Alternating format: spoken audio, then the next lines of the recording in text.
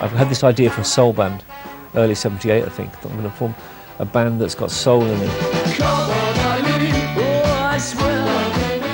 We got to #1 and it felt great after all that work and not getting any real commercial success. So that was weird, you've got a song that's bigger than the band, you know. I had the money, had the success, and it didn't mean anything. I wasn't happy. Now, if you don't be quiet in this song, I'm going to come down there and sort you out. He's offering 2,000 people outside for a fight, you know. I tend to dream my dreams and then try and fulfill them, you know, try and make them a reality. And it seems to really annoy a lot of people.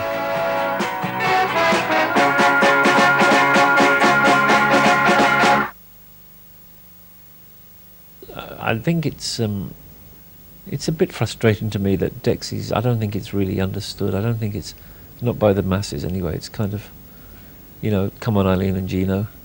And then, but some people know about the other songs, but I think it's a story of unfulfilled potential, kind of, really. My name is Kevin Rowand, I'm the leader of the band. Herein I wish to clarify, relate and state my plan. I always wanted to be. I always wanted to be, from the youngest age, you know, be a pop singer or something. And I think it was escaping, really, to be honest with you. It was really to escape, you know, like my life and everything. And it just looked so glamorous and so good. It was like, you know, it just looked great. You know, when I saw Billy Fury, he looked fantastic, you know, and lovely suit on, and he was singing beautiful music. It took me away, you know, it was a dream. It took me away, yeah. That was a great thing. Great thing. Elvis too. Elvis. I loved Elvis as a kid, 6, 7, 8, 9, 10, you know. Just seeing pictures of him. He seemed so kind, he had so much love, so much beauty in the voice, you know. I saw the films. Films were all right, you know, but anything that was Elvis I liked, you know. It was glamorous.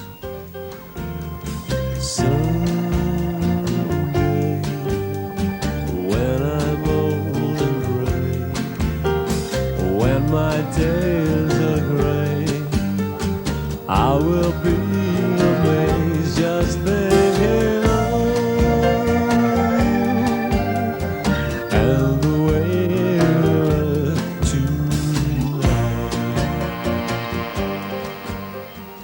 I feel manic, depressed, you know what I've spent a few tears, spent a chance over my life zone. Would you please tell me my life to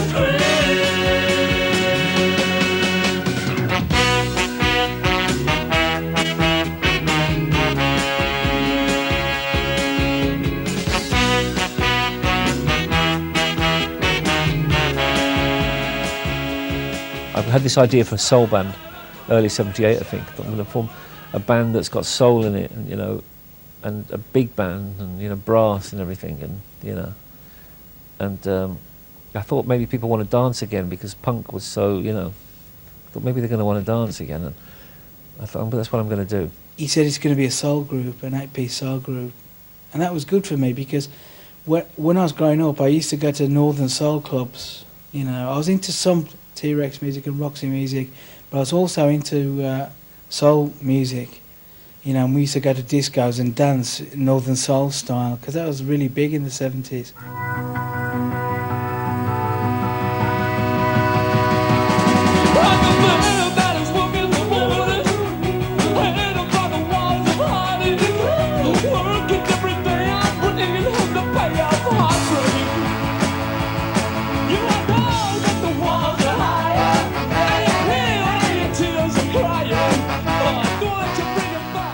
I mean, to be honest, we were just at that point just looking for people who had instruments, you know. Like, if you got a saxophone, you looked okay, and you know you wanted to do it, you were in, really. later on, we were desperate, you see. We didn't know how to form these people, and we didn't know, you know, if it would work. So, so we just tried it. And our first gig was in Wolverhampton, and we were on about 8 o'clock, and we was playing to all people that were drinking. They were just there for a drink, and we fired up, and people didn't know what to make of it. Basically, you know, they just couldn't, because we dressed. By this time, we dressed a certain way, which was all individual. That was the idea. It was mainly Kevin Rowand's idea to dress all individual, not to be all the same or anything like that. So, for instance, I was wearing satin trousers with folds in them, and they were baggy, like Russian trousers, and the hairstyle was short like this, but 5 strands in the middle with grease points on, and a short coat, you know, and things like that. And so this audience, they couldn't understand what we were playing, you know. They couldn't take it in, I think. I'll only ask you once more. It was Roxy music, I think. They were a big influence. They, you know, when I saw them in '72, whatever it was, you know, I was about 18. They were like, they made, you know, they just looked to me about as good as a group could look, you know. And then the music was great too. And it was like, oh, this is, you know, that was a blueprint, really. They made things possible. Because you see, amongst musicians, there was very much an attitude of, if you sound good, you should dress ordinary. You know, you should not try and look good. It's not the right thing to do. So forming Dexys and doing that, we were going very much against the grain, really.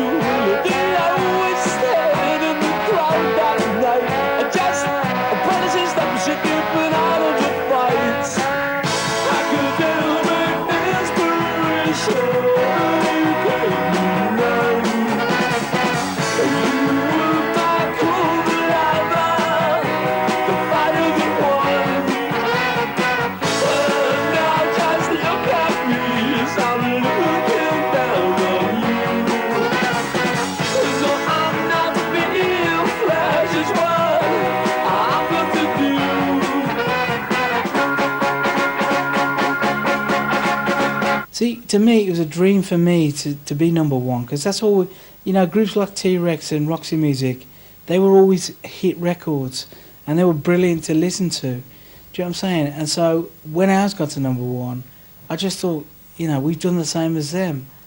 But I remember Kevin saying at one point, we haven't made it yet. And what he meant by that was, there's other groups like the Police and whoever was around, UB40 and groups like that, and the Specials, that you know, they didn't, that they'd had hits, not just one, and there was a danger of becoming a one-hit wonder. Do you know what I mean? So for me, when I was excited, but it was very suppressed. We never sat down and celebrated or congratulated each other. First of all, it was great. Oh, we're number one, fantastic, you know.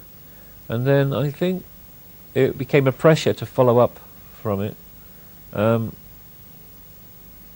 It changed everything, because on the tour, we did a tour shortly afterwards, and all everybody wanted to hear was Gino. You know, so it was very difficult. I suppose we could have chosen to go along with it and accept it. Perhaps we should have done, but we didn't. We fought it. We fought against it. We fought the audiences, you know, and we just sort of didn't like what was happening. we probably should have just accepted it, but, you know, being us, or being me, we fought it.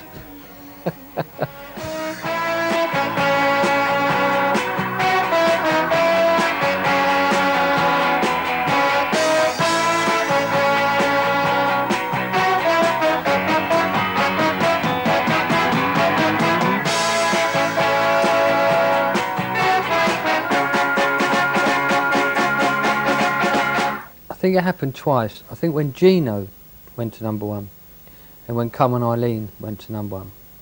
Both those songs attracted people who were attracted just because the group were #1. They didn't really know much about the group as such.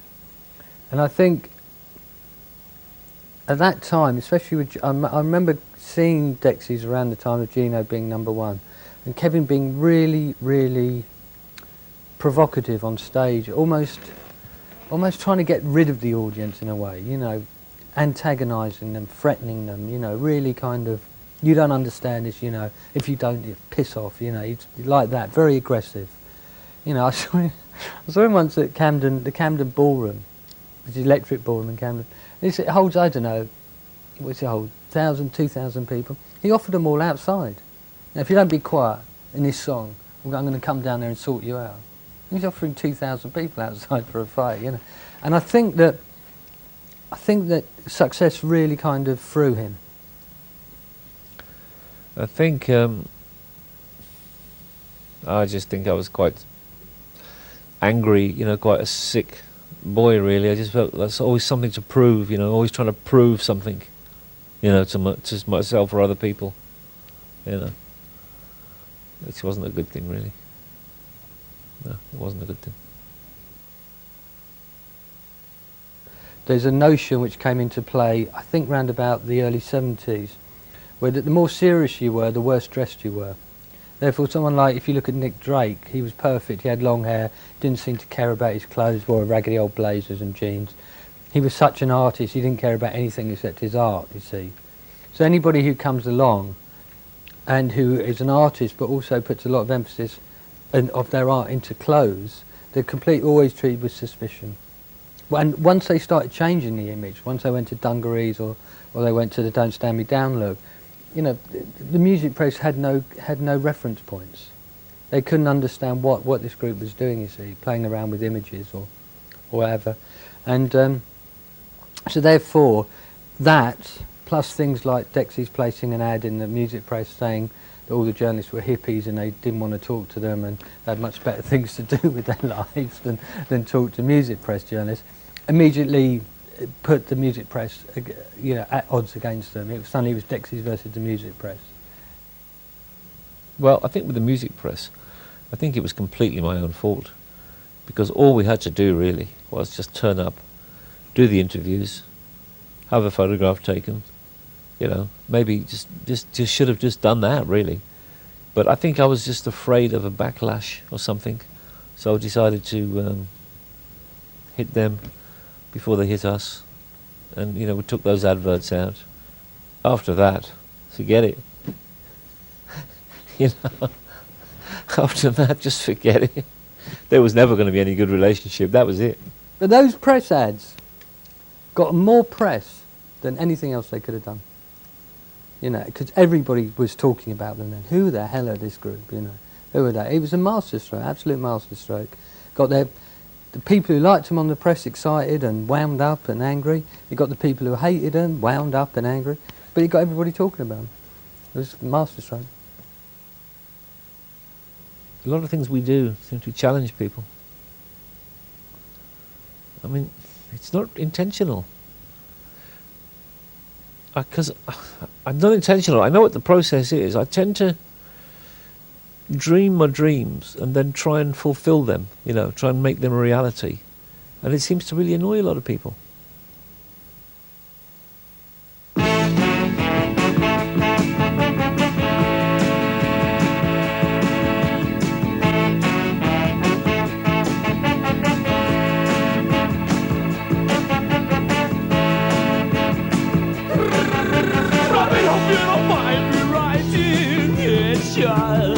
There's more than one thing I need to ask you. Yes, yes, yes, yes, you're so anti-fashion. So we're players instead of dressing down all the same. We got to a point where Kevin Rowand said, look, we had a bad deal with EMI Records, and so what we did was we planned to steal the tapes. And so what happened was Pete, just at the final mixes, Pete Wingfield walked out the room, and the engineer walked with him to speak to him to get a glass of beer or something like that. And we all stepped into action, you know, and we clicked all the tapes off the tape machines, got them into a box, and got this other guy called Tommy, you know, little guy, and he got him in a box and went out the back door. And Pete Wingfield come in and he said, "What are you doing? What are you doing? What are you doing?" And there was a bit of a, he thought we got the tape, so we rushed out to the van, and he was actually hanging on the doors of the van trying to stop us, and the guy was revving the van up, and we just, there was a bit of a scuffle. I think I moved him out of the way. I don't know what it was me, and we got out the gates, and I think we went to somewhere else to chill out, you know. But the tapes were in the woods, you know, with this other guy, and he'd been there 2 hours. And we found him later, and we got him in the van, and they eventually ended up in London in Kevin Rowand's parents' house. And I think he went to court and all that lot, and EMI kind of buckled, and he drained Kevin Rowand. He was messed up after it. Do you know what I mean? He was just kind of, you know, it was a tough thing to do. I admire him for that. We shouldn't have done that. Took the tapes. It was wrong, you know, and it was stupid, and it wasn't anything to do with the money. It was because we just I wanted to prove myself, take on the big record company or some stupid thing like that, really, to be honest with you. I also let the press know we'd done this because I wanted people to know. You know, I leaked a letter to the press. It was crazy. We just had a #1 single. All we had to do was put the album out. Everything would have been great. Simple. Not me. Create a big drama. Maybe you should